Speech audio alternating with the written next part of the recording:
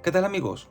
Les habla el Padre Rafael Chávez y les doy la bienvenida una vez más a este su pequeño espacio de meditaciones. Hoy es viernes 25 de noviembre, casi terminamos la última semana del tiempo ordinario y del tiempo litúrgico, y hoy la Iglesia nos propone como memoria opcional a Santa Catalina de Alejandría, virgen y mártir.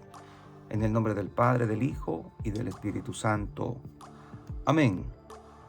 Dios Todopoderoso y Eterno, que diste a tu pueblo el testimonio de Santa Catalina de Alejandría, virgen y mártir, victoriosa, concédenos por su intercesión que seamos fuertes y constantes en la fe y trabajemos incansablemente por la unidad de la Iglesia.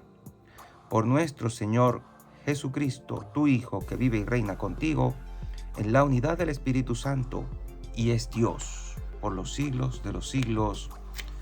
Amén. Y acerca de Santa Catalina de Alejandría, se dice que fue una mujer instruida de principios del siglo IV, quien, de acuerdo con la historia no verificada, después de su conversión a la edad de 18 años, predicó el Evangelio en toda Alejandría y Egipto. Mientras estaba prisionera por orden del emperador Maximino, convirtió tanto a la emperatriz como al líder de las Fuerzas Armadas, y por eso fue martirizada. Cuenta esta misma historia no verificada que después de su muerte, después de que se rompiera una rueda de tortura, conocida como la rueda de Santa Catalina, su cuerpo fue llevado por los ángeles al monte Sinaí. Se piensa que Santa Juana de Arco escuchó su voz. Fue venerada o es venerada en el Oriente desde el siglo IX. Es la santa patrona de los filósofos, predicadores, bibliotecarios y de las jóvenes solteras. Y bien, la liturgia de la palabra comienza hoy con el libro del Apocalipsis, capítulo 20. Yo, Juan, vi un ángel que bajaba del cielo con la llave del abismo y una gran cadena en la mano. El ángel sujetó al dragón, la serpiente antigua, que es el diablo o Satanás, y lo encadenó durante 1000 años. Lo arrojó al abismo y lo encerró y puso un sello, para que yo no pudiera engañar a los pueblos hasta que pasaran 1000 años. Después de esto es necesario que lo suelten un poco de tiempo. Vi también unos tronos, donde se sentaron los encargados de juzgar. Vi además vivos a los que habían sido sacrificados por dar testimonio de Jesús y proclamar la palabra de Dios. Y a todos los que no adoraron a la bestia ni a su estatua, y no se dejaron poner su marca en la frente ni en la mano, estos revivieron y reinaron con Cristo durante 1000 años. Vi después un trono brillante y magnífico, y al que estaba sentado en él. El cielo y la tierra desaparecieron de su presencia sin dejar rastro, y vi a los muertos, grandes y pequeños, de pie delante del trono. Fueron abiertos unos libros, y también el libro de la vida. Los muertos fueron juzgados conforme a sus obras, que estaban escritas en esos libros. El mar devolvió sus muertos. La muerte y el abismo devolvieron los muertos que guardaban en su seno. Cada uno fue juzgado según sus obras. La muerte y el abismo fueron arrojados al lago de fuego. Este lago es la muerte definitiva. Y a todo el que no estaba inscrito en el libro de la vida, lo arrojaron al lago de fuego. Luego vi un cielo nuevo y una tierra nueva, porque el primer cielo y la primera tierra habían desaparecido y el mar ya no existía. También vi que descendía del cielo, desde donde está Dios, la ciudad santa, la nueva Jerusalén, engalanada como una novia que va a desposarse con su prometido. Palabra de Dios. Te alabamos, Señor. Salmo 83. Esta es la morada de Dios con los hombres. Mi alma se consume y anhela los atrios del Señor. Mi corazón y mi carne retozan por el Dios vivo. Esta es la morada de Dios con los hombres. Hasta el gorrión ha encontrado una casa, y la golondrina un nido donde colocar sus polluelos. Tus altares, Señor de los ejércitos, Rey mío y Dios mío. Esta es la morada de Dios con los hombres. Dichosos los que viven en tu casa, alabándote siempre. Dichosos los que encuentran en ti su fuerza, caminan de baluarte en baluarte. Esta es la morada de Dios con los hombres. Y el Evangelio de hoy está tomado de Lucas, capítulo 21, versículos del 29 al 33. En aquel tiempo, Jesús propuso a sus discípulos esta comparación. Fíjense en la higuera y en los demás árboles. Cuando ven que empiezan a dar fruto, saben que ya está cerca el verano. Así también, cuando vean que suceden las cosas que les he dicho, sepan que el reino de Dios está cerca. Yo les aseguro que antes de que esta generación muera, todo esto se cumplirá. Podrán dejar de existir el cielo y la tierra, pero mis palabras no dejarán de cumplirse. Palabra del Señor. Gloria a ti, Señor Jesús. Qué extraño que Jesús, después de hablar de guerras, revoluciones, hambrunas, pestes y signos cataclísmicos en el cielo, ahora nos hable de esta figura tan suave. Fíjense en la higuera y en los demás árboles cuando ven que empieza a dar fruto. Algo tan silencioso. Y obviamente antes de dar fruto pues hubo floración, algo también silencioso y hermoso.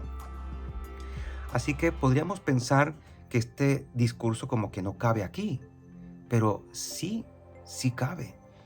Porque no podemos pensar que los signos cataclísmicos y aterradores que Jesús dice que van a suceder antes de su venida van a terminar precisamente en eso, en aterradores.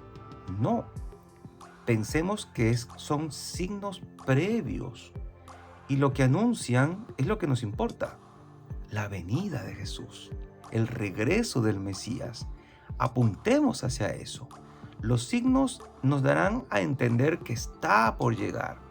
No sabemos cuándo, aunque el libro del Apocalipsis que hoy nos presenta Juan en estos capítulos postreros, finales, nos hablan básicamente de lo que la historia de la salvación nos va presentando, que es cómo el demonio se ensaña en los últimos tiempos, pero que al final todo terminará con la victoria de Cristo y el bien. Cuando habla de estos 1000 años, incluso cuando hace alusión a que conviene y es necesario que se suelte un poco de tiempo a la serpiente antigua, esos 1000 años no tienen que ser 1000 años. Es un tiempo y solo Dios sabe cuánto tiempo es. Han pasado 2000 años desde que estas cosas se anunciaron. Es muy poco tiempo para que se cumplan todas estas cosas, podría decir uno. No sabemos cuándo. Dios en Cristo Jesús nos dio algunas señales. Señales que no han de estar, como quien dice, ante nuestra mirada aterrándonos. Solo es para que estemos pendientes, que no bajemos la guardia, que sepamos que hay un enemigo que puede estar suelto algún tiempo, haciéndole la guerra a los que hemos tomado en serio el seguimiento de Cristo, a los que hemos optado por vivir en el amor y la justicia, pero que al final, obviamente, esperamos un cielo nuevo, una tierra nueva, que no va a pasar. En la palabra de Jesús no va a terminar. Y eso nos debe llenar de una esperanza, o vivimos de esa esperanza. Ante los momentos aterradores que vivimos en esta vida, momentos duros, muy difíciles algunos, no debemos perder la esperanza de que el bien, la justicia, la paz terminarán triunfando en medio de tanta desolación. Incluso este discurso de la higuera es precisamente eso, un llamado a la atención, a la esperanza. Quedará atrás toda esta historia aterradora, pero lo que viene es algo que va a salir suavemente y que se va a imponer por encima de todas estas cosas que nos pueden llenar de miedo. Fíjense en la higuera, fíjense cómo florece y da fruto de manera suave, sin hacer ruido, pero que de ahí va a salir un fruto muy dulce, por cierto, muy dulce. Así dice el Señor: cuando vean que suceden las cosas que les he dicho, sepan que el reino de Dios está cerca. Y eso es lo que nos debe importar a ti y a mí. Terminando este tiempo litúrgico, donde hemos pasado por todas estos pasajes bíblicos que nos han mostrado la vida de Jesús, los riesgos del apostolado, la vida que nos presenta Jesús, hoy le damos gracias a Dios porque nos ha permitido echar un vistazo bastante certero sobre la historia de la salvación y de nuestra salvación, y cómo el Señor nos asegura su victoria y la nuestra por encima de todas estas cosas malas. Todo se cumplirá. Aquí la pregunta importante también es: ¿tú le crees al Señor? ¿Le crees a Jesús?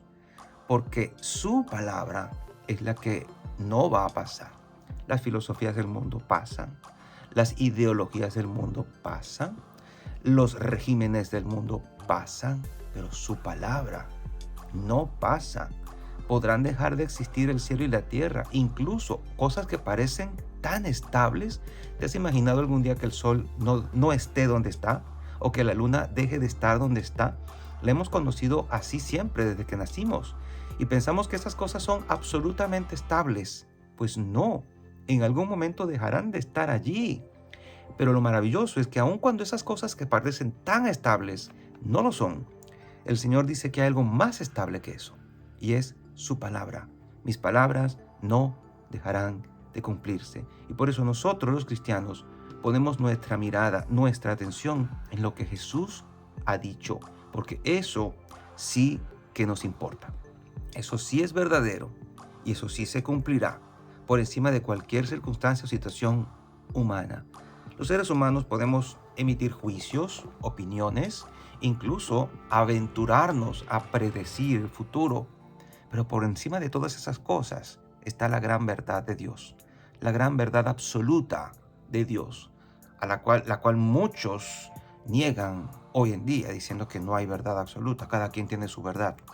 Pero la realidad es que sí la hay, la verdad de Dios. Y esa verdad es la que va a permanecer para siempre. Así que acercándonos ya al final de este año litúrgico, pensemos en eso, nuestra adhesión a esa palabra que no pasa y que terminará cumpliéndose. Y la bendición de Dios Todopoderoso, Padre, Hijo y Espíritu Santo, descienda sobre cada uno de ustedes y les acompañe siempre. Y seguiremos en contacto, si Dios lo permite, a través de este canal. Chao, chao.